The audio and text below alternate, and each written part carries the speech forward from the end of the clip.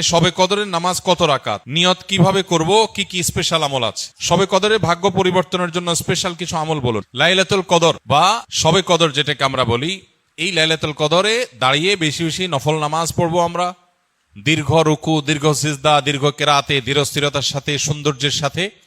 তো কোরআন তেলাওয়াত বেশি বেশি করা, দোয়া করা, জিকির আজকার করা, আল্লাহর কাছে আল্লাহ স্মরণ করা, এগুলোর মধ্য দিয়ে আমরা রাতকে কাটাবো।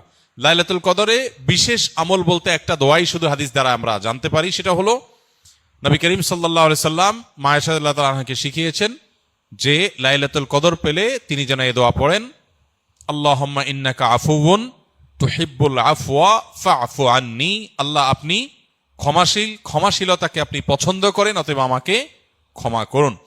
এই দোয়া আমরা বেশি বেশি পড়বো। এর বাইরে লাইলাতুল কদরের বা শবে কদরের আলাদা কোনো নামাজের ফরম্যাট নাই যে এত সংখ্যক রাকাত পড়তে হবে এবং প্রথম রাকাতে অমুক সূরার সাথে অমুক সূরা এতবার, দ্বিতীয় রাকাতে তমুক সূরা এতবার, এরকম কোনো বাধ্যবাধকতা নেই। যে কোনো সূরা দিয়ে অন্য যে কোনো সাধারণ নামাজের মতো করে আমরা লাইলাতুল কদরের নামাজ পড়তে পারি।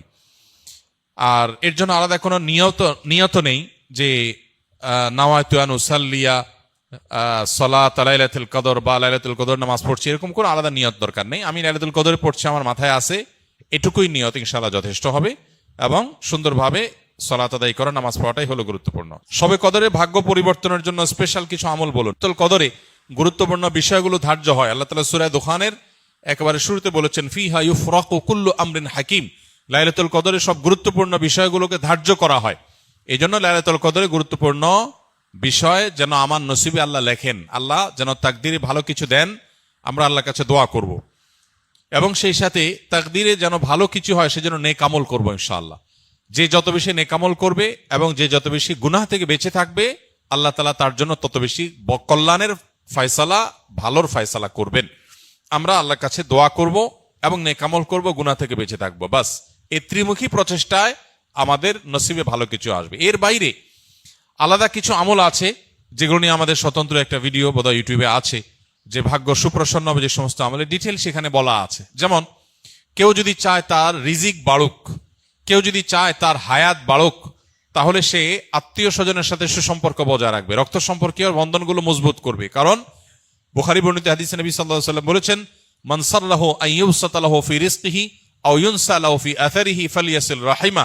যে চায় তার রিজিক প্রশস্ত হোক, তার হায়াত বাড়ুক, বরকত হোক, তাহলে সে যেন তার রক্ত সম্পর্কীয় সম্পর্কগুলো বাড়ায়। ঠিক তেমনি ভাবে জীবনে বারাকা লাভের যে সমস্ত উপায়গুলো আছে, যে কোনো কাজ বিসমিল্লাহ দিয়ে শুরু করা, কুল্লু আমরিন যি বালিন লাম ইউবদা বিবিসমিল্লাহি ফাহুয়া আবতার আও আকতা আও কামা ওয়ারাদা ফিল হাদিস।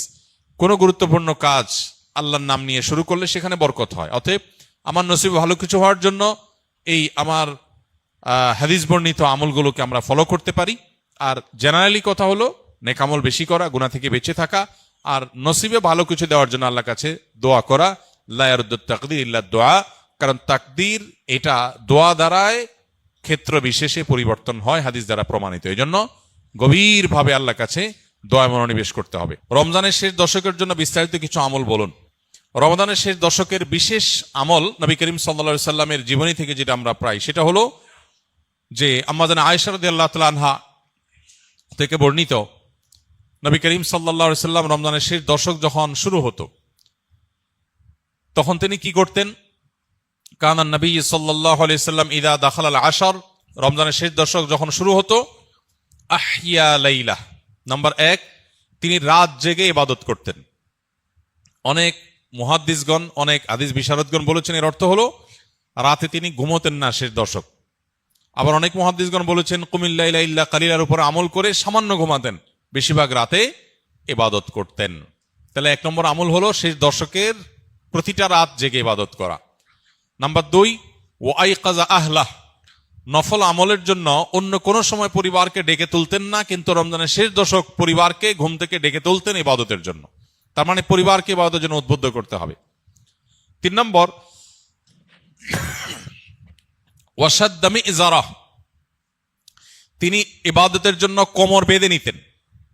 কোমর বেঁধে নেওয়ার একটা অর্থ করেছেন অনেক হাদিস বিশারদ, স্ত্রী সহবাস থেকে দূরে থাকতেন। আরবরা এরকম কোমর বেঁধে নেওয়া বলতে এরকম ইঙ্গিত করে থাকে।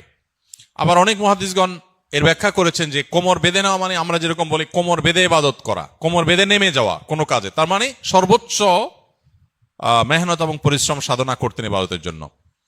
আর অন্য আরেকটি হাদিসে আসছে কানা ইয়াজতাহিদু ফীহি মা লা ইয়াজতাহিদু ফি গায়রি, নবীজি শেষ দশকে ইবাদতের জন্য এত বেশি পরিশ্রম করতেন, বছরে অন্য কোন সময় ইবাদতের জন্য এত পরিশ্রম করতেন না। অথচ আমরা শেষ দশকে বেশিরভাগ মানুষ হয় গ্রামের বাড়ি যাওয়ার নিয়ে ব্যস্ত, গ্রামের বাড়ি যাওয়ার পরে বিভিন্ন বাড়িতে বাড়িতে ঘোরার, গ্রামে গ্রামে ঘোরার নিয়ে ব্যস্ত, আর শহরে যারা আছে তারা কেনাকাটা, শপিং ইত্যাদিতে ব্যস্ত। তো এটা হলো আমাদের শেষ দশকের অভ্যাস, যেটা হাদিসের একেবারে বিপরীত। শেষ দশক হওয়া উচিত প্রথম দশক দ্বিতীয় দশকের চাইতে বেশি ইবাদতে বেশি মনোযোগী হওয়া উচিত আমাদের শেষ দশকে। আল্লাহ আমাদেরকে তৌফিক দান করুন। রমজানে নারীরা উচ্চ আওয়াজে কোরআন তেলাওয়াত করতে পারবেন কিনা? নারী হোক আর পুরুষ হোক কোরআনে কারিমের তেলাওয়াতের মধ্যে নীরবে তেলাওয়াত করতে পারেন, আবার কিছুটা মৃদু কণ্ঠের মৃদু আওয়াজে তেলাওয়াতও করতে পারেন। বিশেষ করে বাসা বাড়িতে একটু মৃদু কণ্ঠের আওয়াজে তেলাওয়াত করাই ভালো।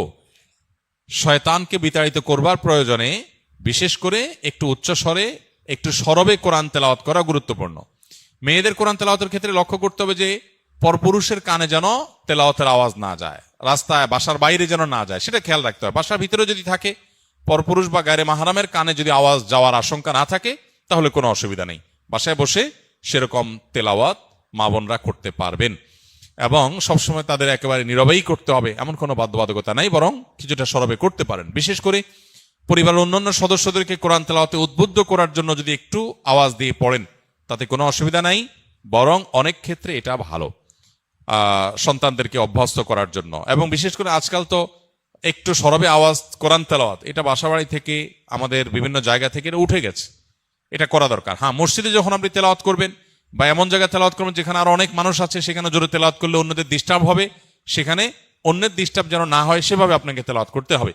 নবী করিম সাল্লাল্লাহু আলাইহি ওয়াসাল্লাম মসজিদে নববীতে এক ব্যক্তিকে উচ্চস্বরে কোরআন তেলাওয়াত করতে শুনে বলেছেন যে তুমি যাকে শোনাতে চাচ্ছ তিনি বধির নন, অর্থাৎ তোমার আওয়াজ যেন অন্য কারোর কষ্টের কারণ, ডিস্টার্বের কারণ না হয়, এটা আমাদের খেয়াল রাখতে হবে ইনশাআল্লাহ তাআলা। আমি 12 ঘন্টা কাজ করি, রোজা রেখে নামাজ না পড়লে কি রোজা হবে?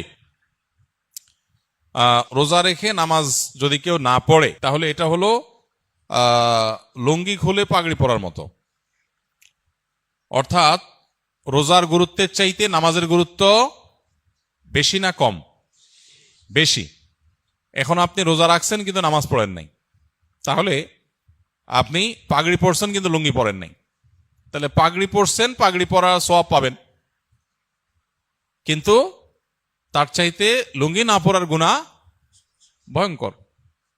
তো এই জন্য রোজা রাখছেন, রোজার সওয়াব পাবেন, কিন্তু নামাজ পড়েন নাই, তার জন্য গুনাহ হবে তার চাইতে অনেক বেশি। এজন্য রোজা রাখা উচিত, আবার নামাজও পড়া উচিত। রোজা রাখা যতটা উচিত নামাজ তার চেয়ে বেশি পড়া, নামাজ পড়া আরো বেশি উচিত বা বেশি কর্তব্য। অতএব এই